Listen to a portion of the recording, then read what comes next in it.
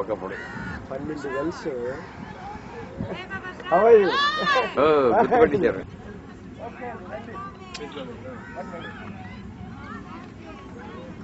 రెండమ్మా వీళ్ళకి యాంగ్జైటీ లేదు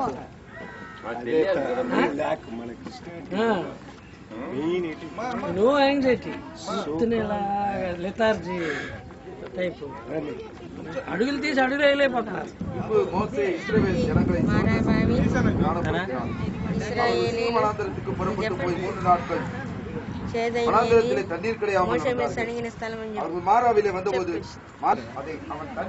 ఇశ్రాయేలీలు ఎర్ర సముద్రమును దాటి మారా అనే స్థలానికి బావి దగ్గరికి వచ్చినప్పుడు దేవుడు ఎన్నో అద్భుతాలు చేసి సమస్త రోగాల నుండి వారికి స్వస్థత ఇచ్చాడు. ఇప్పుడు ప్రస్తుతం మేము ఆ బావి దగ్గర నుండి ఇశ్రాయేల్ అరణ్య ప్రయాణంలో ఎర్ర సముద్రం దాటి మారాన్ దగ్గరకు వచ్చి ఆ నీరుని వారు త్రాగారు. అదే బావి దగ్గరికి మేము కూడా వచ్చి ఆ బావిని చూస్తూ అక్కడ ప్రార్థన చేసుకుంటున్నాం. ఎర్ర సముద్రం ప్రాంతంలో మేము ఉన్నాము. ఇక్కడ ఎర్ర సముద్రం బాయలు చేయబడి ఇశ్రాయేల్ ప్రజలు నడుచుకుంటూ ఇక్కడికి వచ్చారు.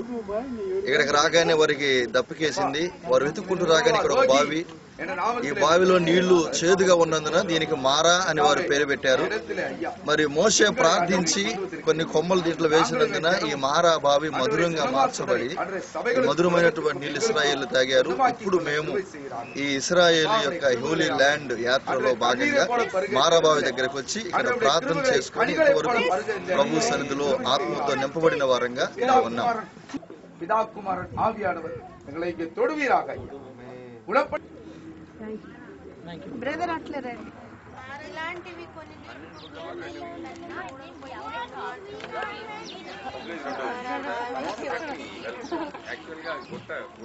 ఈ ఎర్ర సముద్రం కనిపిస్తున్న ఎర్ర సముద్రం, ఈ ఎర్ర సముద్రాన్ని అప్పుడు మోషే ఇశ్రాయేల్ ప్రజలు నడిపించేటప్పుడు కర్రను చూపించి దేవుని మాట ప్రకారంగా ఈ ఎర్ర సముద్రాన్ని ఆయన 2 పాయలుగా చేశాడు. ఆ ఎర్ర సముద్రంలోనికి ఇప్పుడు మనం వెళ్తున్నాం.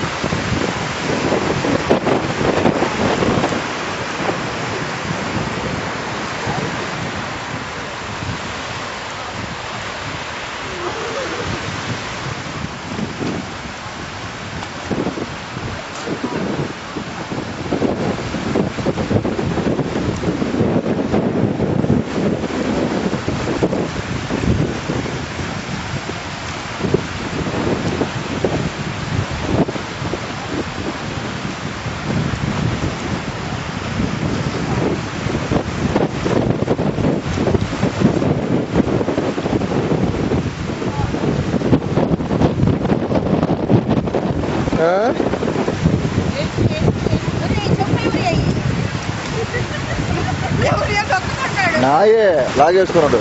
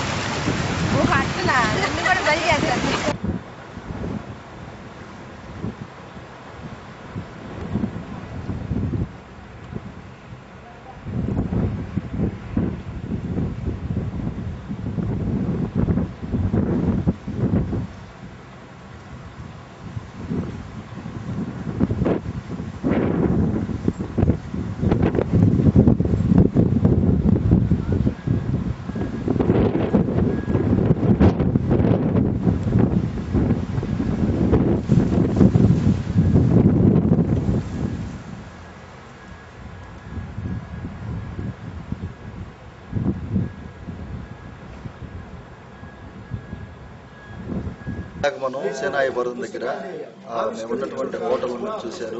ఇప్పుడు మరి హోరేబు పర్వతానికి వచ్చాం. ఈ హోరేబు పర్వతం దగ్గర మండుచున్న పొద ఉంది. అప్పుడు యేసయ్య ఈ మండుచున్న పొదలో నుండి మోషేతో మాట్లాడాడు. అప్పుడే మోషేతో చెప్పాడు, నీ చెప్పులు ఇది పరిశుద్ధ స్థలమని. ఇద్దరు కుమార్తెలకు మోషే నీళ్లు చేతిపోసినటువంటి బావిని పొదలో నుండి మండుతూ ఉన్నటువంటి పొదలో నుంచి దేవుడు మాట్లాడినటువంటి పొదని ఇప్పుడు మేము చూడబోతున్నాం.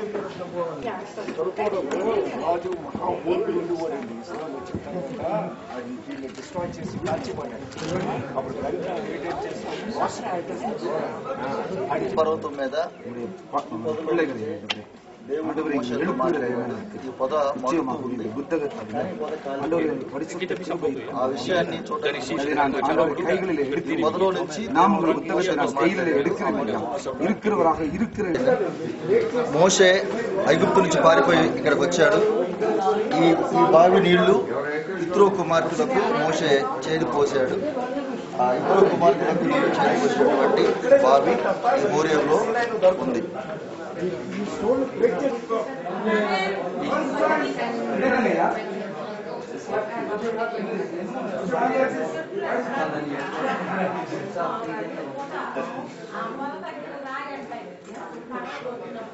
Okay, my friends? Yeah, babies. ये दो जो ఇటు కూడా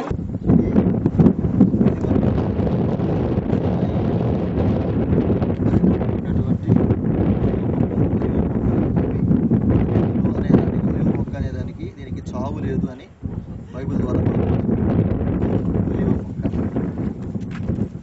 ఇది ఎరుకో పట్టణం.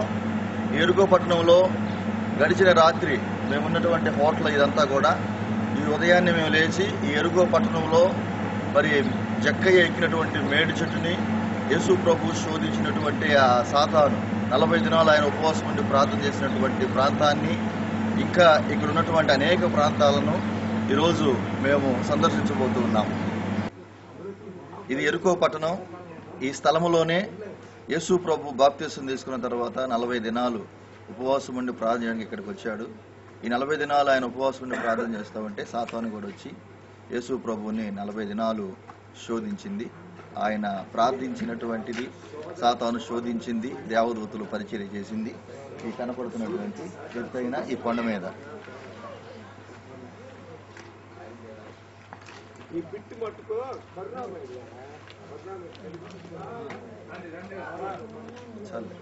తర్వాత యేసయ్యని సాతాను శోధించిన టెంప్టేషన్ మౌంట్ ఇదే.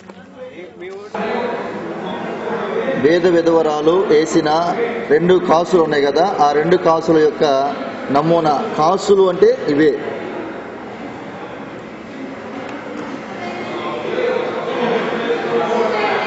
వేద విధవరాలు వేసిన కాసుల యొక్క నమూనా.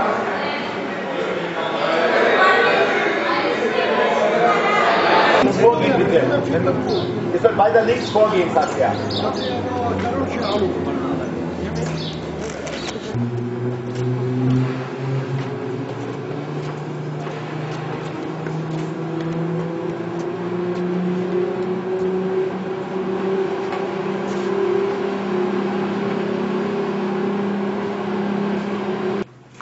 ఇది యెరూషలేమును పాలించినటువంటి హేరోదు రాజు కోట. ఇదంతా కూడా యేసు ప్రభు కాలం నాటి హేరోదు రాజు ఈ ఎత్తైనటువంటి కొండ మీద ఈ కోటను నిర్మించుకున్నాడు.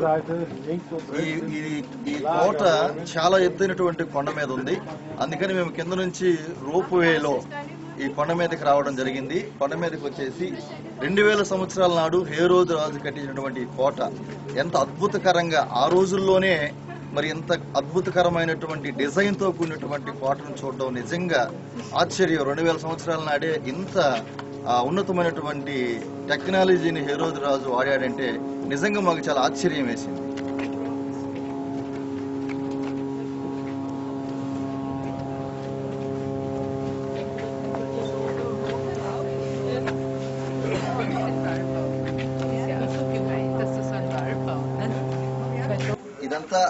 ఈ కొండ మీద ఉన్నటువంటి ఇదంతా కూడా హేరోదు రాజు కట్టించుకున్నటువంటి ప్యాలెస్. ఆ టైంలో హేరోదు రాజు తర్వాత ఇక్కడ రోమాకు వ్యతిరేకంగా పోరాటం చేసినటువంటి యూదులు మనము చనిపోనైనా చనిపోదాం కానీ రోమీలకు లొంగిపోకూడదని తీర్మానం చేసుకొని ఇక్కడ ఆత్మహత్య చేసుకున్నారు. మరి ఇశ్రాయేలీలు మిలిటరీలో ట్రైనింగ్ అయినటువంటి సైనికులను ఇక్కడ తీసుకొని వచ్చి మీరు దేశం కోసం బ్రతకాలి, దేశం కోసం చనిపోవాలి, కానీ ఓడిపోయి వెనక్కి తిరిగి పరిగెత్తకూడదని ఈ స్థలంలో వారితో ప్రమాణం చేయిస్తారని మాకు తెలిసినప్పుడు నిజంగా మాకు చాలా ఆశ్చర్యం వేసింది. నేను కూడా ఈ స్థలంలో ప్రార్థన చేసినప్పుడు, ప్రభువా మరి ఇశ్రాయేలు సైనికుల వల్లే నేను కూడా నీకోసం బ్రతకాలి, నీకోసం చనిపోవాలనేటువంటి తీర్మానంతో మేము ప్రార్థన చేసుకొని ఇక్కడ నుంచి వెళ్ళడం జరిగింది. ఇవి కొమ్రోన్, ఈ ప్రాంతం పేరు. యేసు ప్రభు శిష్యులు బైబిల్ గ్రంథాన్ని చర్మపు చుట్టల మీద రాసి అక్కడ రాజులకు యూదులకు భయపడి వాటిని ఎలాగైనా భద్రపరచాలనే ఉద్దేశంతో ఆ చర్మపు చుట్టలను కుండల్లో పెట్టి అక్కడ కనిపిస్తున్నటువంటి ఆ గుహల్లో, ఆ సొరంగాల్లో వాళ్ళు దాచారు. ఆ తర్వాత శిష్యులందరూ చనిపోయిన కొన్ని వందల సంవత్సరాల తర్వాత గొర్రెలు కాసుకుంటూ ఒక పిల్లవాడు ఇక్కడికి వచ్చాడు. ఆ సొరంగంలో గొర్రె పిల్ల దూరినప్పుడు ఆ గొర్రెని బయటికి పిలవడానికి రాయితో కొట్టినప్పుడు కుండ పగిలిన సౌండ్ వచ్చింది. ఏంటని లోపలికి వెళ్ళి చూస్తే ఈ చర్మపు చుట్టల మీద బైబిల్ గ్రంథం మొత్తం రాయబడడం చూశారు. మరి ఆ విధంగా అన్ని కలెక్ట్ చేసి చదివినప్పుడు బైబిల్ మొత్తం కూడా ఇక్కడ దొరికింది. ఆ బైబిల్నే మనం ఇప్పుడు చదువుతున్నాం.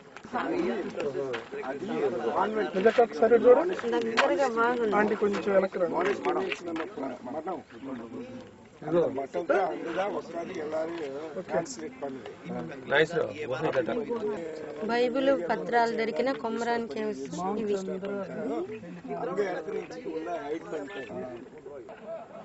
యేసు ప్రభు పరలోకానికి వెళ్ళిపోయిన తర్వాత మరి యెరూషలేములో సువార్త ప్రకటించకూడదని యూదులు వారిని ఇబ్బంది పెడుతున్నప్పుడు వారి కొమరాను ప్రాంతానికి వచ్చి ఇక్కడ కనపడుతున్నటువంటి గోడలు, వారు అప్పుడు నివసించినటువంటి నివాసాలు, ఈ ఎత్తైనటువంటి కొండ మీద వారి నివాసాలు ఏర్పాటు చేసుకొని ఇక్కడ ఉంటూ ప్రార్థన చేసుకుంటూ చర్మపు చుట్టల మీద వారు బైబిల్ ప్రతులను, సువార్తలను, బైబిల్ ప్రతులన్నింటిని కూడా రాసి ఈ ప్రక్కనే కనబడుతున్నటువంటి ఇందాక మనం చూసినటువంటి ఆ గుహల్లో ఆ బైబిల్ ప్రతులను దాచిపెట్టారు.